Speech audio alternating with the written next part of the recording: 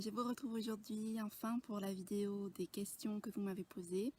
Je vous avais demandé il y a déjà quelques temps de me poser des questions qui commençaient par pourquoi, donc c'était la consigne, et qui ne dévoilaient pas l'intrigue du roman dans mes réponses. Ça a été un petit peu compliqué je pense comme consigne, mais j'ai finalement reçu quelques questions, donc je remercie les personnes qui m'en ont envoyé, qui se sont un petit peu creusé la tête, et puis j'en ai rajouté quelques-unes aussi qui m'avaient pas été posées et qui je pense peuvent être intéressantes.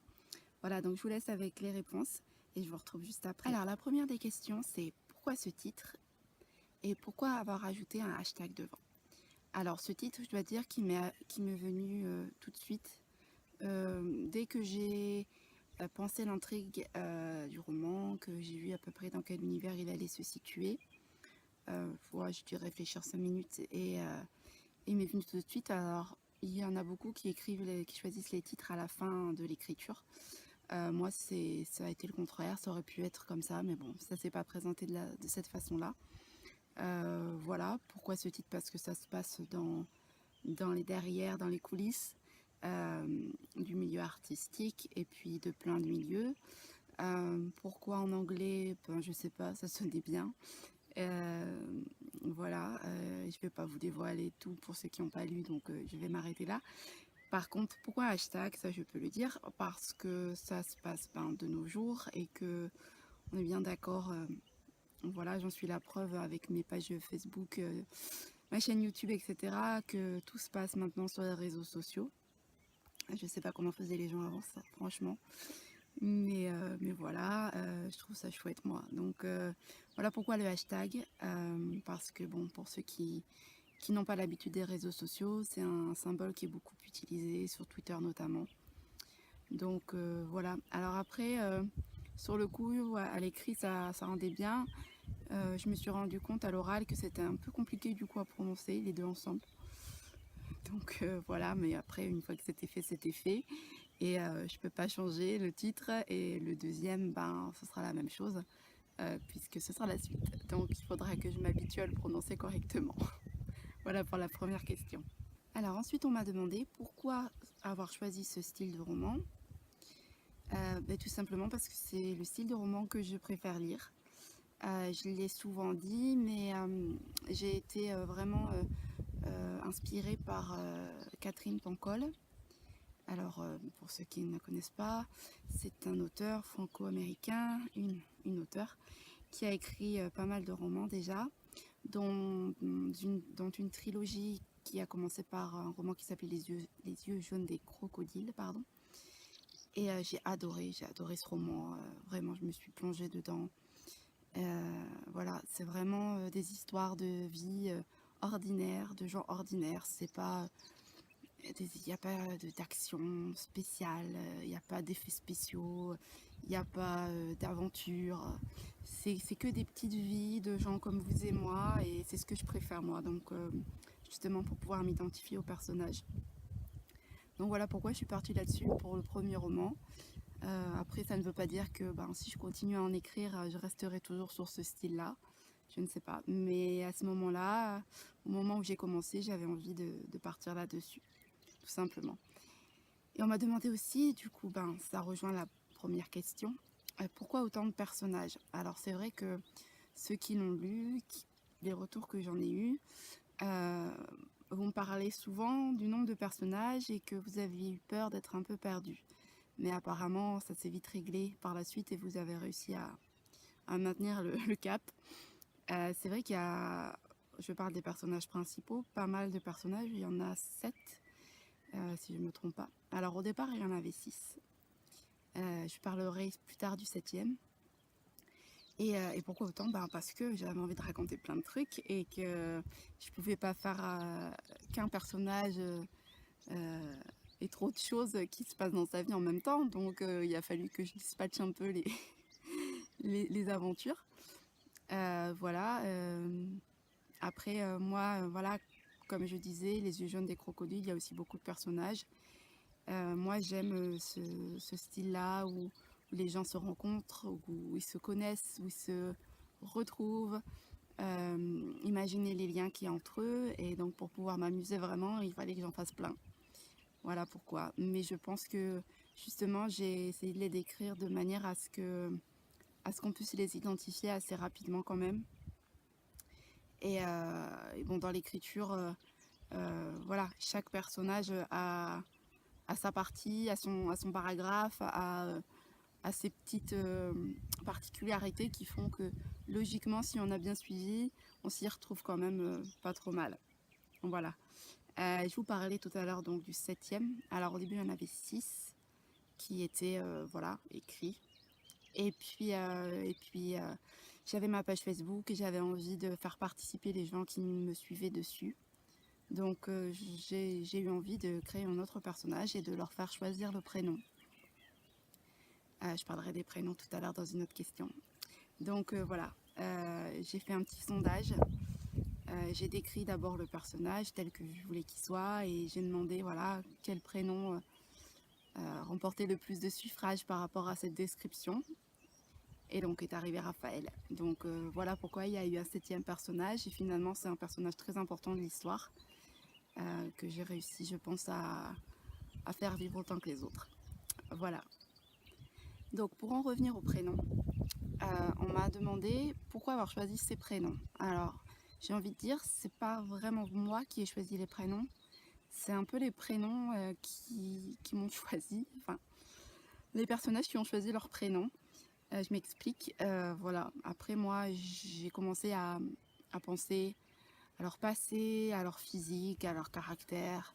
Enfin, comme je vous ai raconté dans la vidéo, dans une vidéo précédente, ma manière d'écrire. Voilà, je fais une fiche pour chaque personnage avec qui il est, où il va, quel est son passé, quel est son futur, si j'en sais encore un petit peu à ce moment-là. Et puis voilà, ça m'aide à construire l'histoire.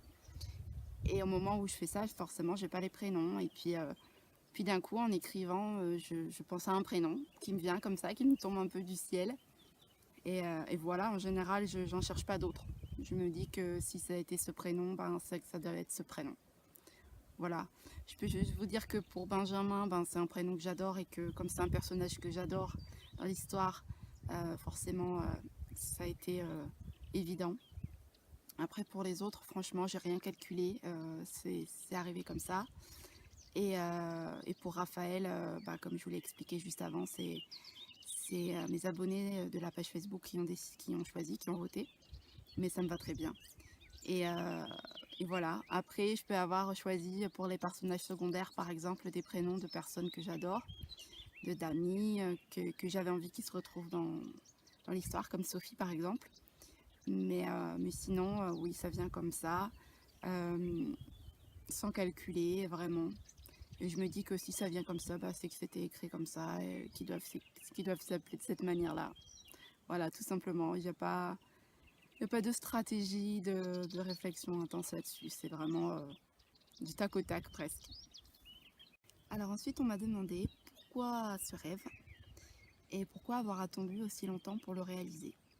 Alors pourquoi ce rêve? Ben, tout simplement parce que voilà, j'ai toujours écrit depuis toute petite et plein de trucs qui n'ont jamais rien donné, qui n'ont jamais abouti. Et vraiment, c'était mon objectif depuis, enfin peut-être pas depuis petite parce que j'étais encore un peu jeune pour me rendre compte de ce que ça représenterait. Mais dès que j'étais en âge de savoir, ouais, je voulais écrire un livre, je voulais que les gens lisent mon livre, voilà, et donc être écrivain. Pourquoi avoir attendu aussi longtemps? Ben, je sais pas. Ça devait pas se faire, je pense, avant. Comme je le disais, j'ai essayé plein de fois et je me suis lassée de l'histoire. Ça me plaisait plus. J'avais fait des pauses un peu trop longues et j'arrivais pas à reprendre. Voilà. Et puis, ben là, en fait, j'avais rien commencé et l'envie, elle s'est faite avant même de commencer. Je me suis dit, 2016, tu écriras un livre. Voilà. Et j'avais, je pense, envie de me réaliser un peu et de sortir un peu du train-train quotidien, de la maman à la maison, etc. Et oui, de faire quelque chose et de réussir quelque chose, même si bon, j'ai quand même réussi des choses dans ma vie. Hein. Je suis pas en train de me plaindre, mais voilà, de faire aboutir quelque chose pour moi en tant que moi et pas en tant que maman ou en tant que fille ou en tant que voilà, en tant qu'épouse. Enfin, c'était mon truc quoi. Donc voilà pourquoi je me suis lancée, je pense. Et si ça a marché à ce moment-là, ben voilà, moi je crois pas au hasard. C'est que ça devait se faire, je me suis donné les moyens, j'ai travaillé, je m'y mettais tous les jours presque. Et voilà, je voulais le finir, comme je l'ai expliqué déjà. J'ai été motivée par quelqu'un qui, sans le savoir, m'a un peu donné des ailes pour aller au bout. Et, euh, et donc, je l'ai fait. Voilà pourquoi avoir attendu aussi longtemps, parce que avant, c'était pas le bon moment, je pense. Alors, ensuite, on m'a demandé pourquoi avoir choisi l'auto-édition. Alors, c'est vrai que c'est pas évident, que c'est beaucoup plus confortable d'avoir un éditeur qui s'occupe de toi, qui te chouchoute, qui s'occupe de la promo, enfin voilà, que tu as juste à écrire et qu'ensuite t'as plus rien à faire à part voilà, répondre à des interviews et qu'il te dégote. Euh, Pourquoi j'ai choisi ça? Parce que c'était plus rapide quand même de me débrouiller toute seule. J'avais pensé à un moment envoyer le manuscrit plein d'endroits et puis je me connais, je sais que si j'ai pas de réponse ou que si j'ai des réponses négatives, je vais me décourager, je vais me dire que c'est nul ce que je fais, qu'il faut que j'arrête. Et j'avais pas envie d'être encore freinée voilà, donc dans ça. Je voulais vraiment aller au bout et qu'il puisse être publié sur papier, etc. Et pour moi, c'était le seul moyen le plus sûr d'y arriver. Après, c'est vrai que c'est vraiment beaucoup de boulot, l'auto-édition, même si ça a été vraiment simplifié maintenant avec Internet, etc. Il y a beaucoup de travail de relecture avant d'avoir le manuscrit final, correct, sans aucune coquille, sans aucune faute. T'as beau le relire 50 fois le texte, le faire relire par plein de gens, il reste toujours des trucs. Là, je sais que la dernière version, on m'a dit il y avait quelques coquilles, mais franchement, j'en pouvais plus quoi. Donc je les ai laissées. Et puis pour la prochaine, pour la suite, j'essaierai de faire autrement, de faire encore plus attention. S'il y a des gens qui m'écoutent, qui sont profs de français par exemple, et qui sont ok, disponibles pour que je leur envoie la version finale quand ce sera terminé et pour la relecture, parce que voilà, j'ai beau avoir plusieurs relecteurs et moi être pas trop mauvaise en français, il y a toujours des trucs. Voilà, c'est vrai que voilà, c'est du boulot, mais si on veut vraiment avoir un résultat sûr, ne pas avoir de refus, ne pas avoir de doutes, ne pas se poser 10 000 questions et perdre confiance surtout, parce que moi c'est surtout ça mon problème. C'est le meilleur moyen, vraiment, et je sais qu'il y a plein d'auteurs qui ont commencé comme ça en plus et qui ensuite ont eu un éditeur parce qu'ils ont été repérés. Je ne sais pas si ce sera mon cas pour l'instant. Pour l'instant, j'ai pas eu d'appel, mais qui sait. En tout cas, ça me simplifierait bien la vie pour le prochain. Donc, s'il y a des volontaires, n'hésitez pas à vous manifester. Alors, la question suivante concerne le blog sur lequel vous trouvez cette vidéo, entre autres, et des petits articles. Pourquoi un blog? Eh ben, parce que j'adore écrire, voilà, forcément, et que ça me paraissait un bon moyen pour vous exposer un peu l'envers du décor, des petites choses en plus, voilà, prendre contact en fait, pour les gens qui ne me connaissent pas d'abord par le livre, et puis qui pourraient leur donner envie de découvrir le livre. Et aussi dans l'autre sens, en fait, les gens qui ont lu le livre et qui ont envie d'en savoir un peu plus, une fois qu'ils l'ont lu, qu'ils puissent me retrouver quelque part. Voilà, je pose pas très fréquemment dessus, c'est vrai, il y a des périodes avec et des périodes sans. Là, c'est un peu une période un peu vide. J'essaie de combler, de trouver des idées d'articles, de petites choses. Mais là, ces derniers temps, j'ai eu l'esprit un petit peu occupé et j'ai pas travaillé beaucoup sur le blog, j'avoue. Je suis désolée. Mais voilà, je force pas, ça vient, et ça vient pas, tant pis. Voilà, j'avais un blog avant où j'avais commencé justement à parler du roman. Je vous mettrai le lien si ça vous intéresse dans la barre d'infos. J'avais commencé à parler du roman et puis il y avait plein d'autres choses. Et puis celui-là, je l'ai mis de côté du coup pour me concentrer sur l'aspect voilà, vraiment écriture du roman. Voilà, il y a des petites catégories, il y a les liens pour trouver le livre pour pouvoir l'acheter, il y a les vidéos, il y a le lien de la page Facebook et Twitter et Instagram, même si je poste pas beaucoup sur Instagram. Donc voilà, c'est un petit site sans prétention. Voilà, au départ c'était censé être un site plutôt qu'un blog, et puis finalement je trouve que le blog c'est plus sympa, plus convivial et plus dans mon esprit, dans l'esprit que je recherche en fait, de contact surtout avec les gens. Voilà pourquoi un blog. Et on m'a demandé aussi pourquoi des vidéos, donc j'en profite, je réponds en même temps. Eh ben parce que, pourquoi pas, c'est bien aussi de voir les gens s'exprimer directement à l'oral. Alors c'est pas parfait, j'ai encore plein de tics, j'ai pas forcément le temps de toujours aller là dans la campagne pour filmer et que chez moi il n'y a pas assez de lumière et qu'il faudrait que j'investisse dans du matériel. Mais je me dis que là c'est l'été, qu'il fait beau et qu'autant en profiter. En plus vous entendez les petits oiseaux, c'est sympa. Voilà, la première fois je me suis dit est-ce que je vais être capable de faire ça, parce que bon, parler à une caméra c'est pas évident, c'est pas donné à tout le monde. Et puis je me suis rendu compte en fait que j'aimais bien. Donc voilà, j'espère que ça vous plaît aussi et j'espère en refaire plein d'autres. Donc n'hésitez pas si vous avez des envies particulières à ce niveau-là.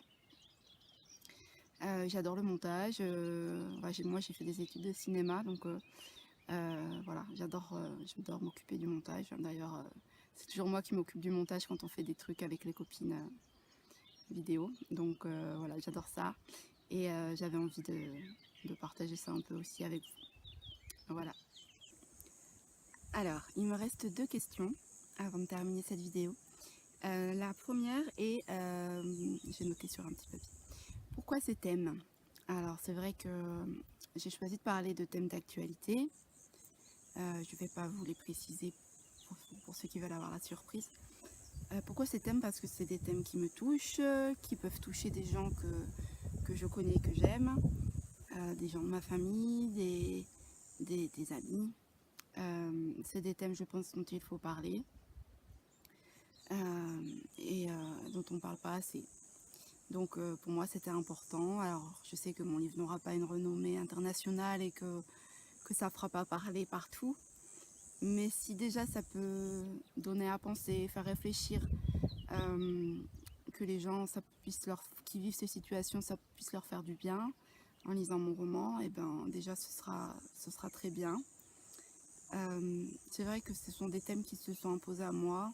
Quand j'ai écrit les fiches des personnages, ça a été tout de suite. Voilà, j'ai pensé de quoi est-ce que tu veux parler en fait, et j'ai associé au personnage qui était le plus intéressant justement à associer avec ce thème. Voilà, je sais pas si c'est français ce que je viens de dire, c'est pas grave, vous remettrez les mots dans l'ordre s'il faut. Voilà, je me suis documentée, j'ai demandé aux personnes qui vivent ce genre de choses comment ça se passe pour elles. Et voilà, j'ai essayé de raconter un petit peu leurs histoires au travers de mes personnages, parce que je pense que ce sont des situations qui peuvent arriver à beaucoup de monde et qu'il ne faut pas mettre de mouchoir dessus, et qu'il faut pouvoir en parler, s'interroger, en savoir plus en fait. Voilà, que ce soit une maladie en particulier, de la violence, des choses un peu plus, on va dire, un peu moins graves, mais qui sont quand même gênantes au quotidien. Ou voilà, si ça peut aider des gens tout simplement. Moi je sais que j'ai des gens qui m'ont dit qu'ils s'étaient reconnus beaucoup dans les situations et que ça leur avait fait du bien. Donc pour moi la mission est réussie à partir de ce moment-là. Et si ça peut faire bouger les choses, même à toute petite échelle, ben déjà je serais contente. Voilà. Pourquoi ces thèmes? Je vais vous faire la dernière tout de suite, hein, parce que là j'ai chaud, que le soleil commence à me taper un peu sur la tête. Pourquoi une suite? Alors pourquoi une suite? Ben, parce que je n'ai pas terminé. Voilà. J'ai écrit 242 pages exactement et j'ai pas terminé. Je voulais pas faire un roman de 400 ou 500 pages. Déjà parce que j'aurais pas pu le finir dans les délais impartis que je m'étais fixé. Et puis voilà. Puis comme je vous l'ai dit au début, j'étais inspirée par Catherine Pancol et sa trilogie. Je me dis pourquoi pas une trilogie, alors peut-être pas une trilogie, mais une duologie, je sais pas si ça se dit. Parce que bon, après, je peux pas non plus saouler les gens en sortant un troisième, enfin à moins que j'ai des demandes, hein, mais pour l'instant je suis partie sur 2. Et je suis sûre que si on m'en demande un troisième par la suite, je trouverai toujours des choses à raconter. C'est pour ça que j'ai laissé aussi la fin du premier un peu ouverte. Et qu'il y a des personnes qui m'ont dit mais pourquoi ça se termine comme ça? Et voilà, je leur ai dit ben oui, mais il y a la suite. On peut pas tout dire tout de suite, il faut quand même garder un peu de suspense. Et donc elles ont été un peu rassurées, même si maintenant elles me demandent tout le temps alors elle arrive quand la suite? Ben il va falloir attendre un peu. Désolée. Donc oui, j'avais envie de la retrouver, voilà, de les voir encore évoluer. Alors je peux vous dire juste que pour ceux qui ont lu, que la suite va pas du tout être... Enfin, si, elle va être comme la première, bien sûr, dans le style, etc. Ce sera toujours le même style d'écriture, les personnages sont toujours les mêmes, mais ils auront beaucoup évolué entre le premier et le deuxième. Alors, il n'y a que quelques mois qui seront passés entre le premier et le deuxième, mais il va se passer des choses dans leur vie qui va les faire beaucoup évoluer.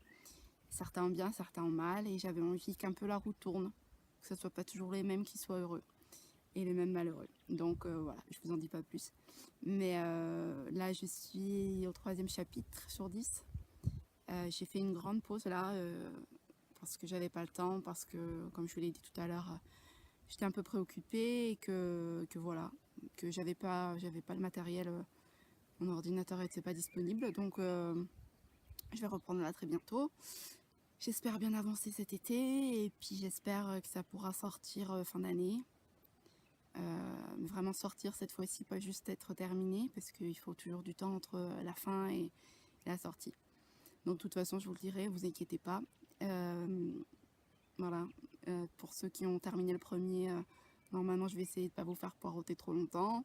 Et pour ceux qui n'ont pas encore lu le premier et qui veulent le lire, ne vous inquiétez pas si à la fin il y a des choses qui restent en suspens, c'est normal. Voilà. Voilà tout le monde, donc cette vidéo est terminée. J'espère que ça vous a plu. J'espère que vous avez apprécié les petits oiseaux autour de moi. Moi, je vais vite aller rentrer à l'ombre près du ventilateur parce que je suis en train de cuire au soleil. C'est dur l'été dans le sud. Donc voilà, je vous laisse. N'hésitez pas à commenter. Je vous le dis à chaque fois, mais voilà, c'est toujours valable. À partager, à RT, à liker, à vous abonner si vous voulez en voir d'autres et être informé. Voilà, tout simplement, je vous embrasse et je vous dis à bientôt et bonne lecture et merci pour tous les retours que j'ai eus. Voilà, allez, ciao.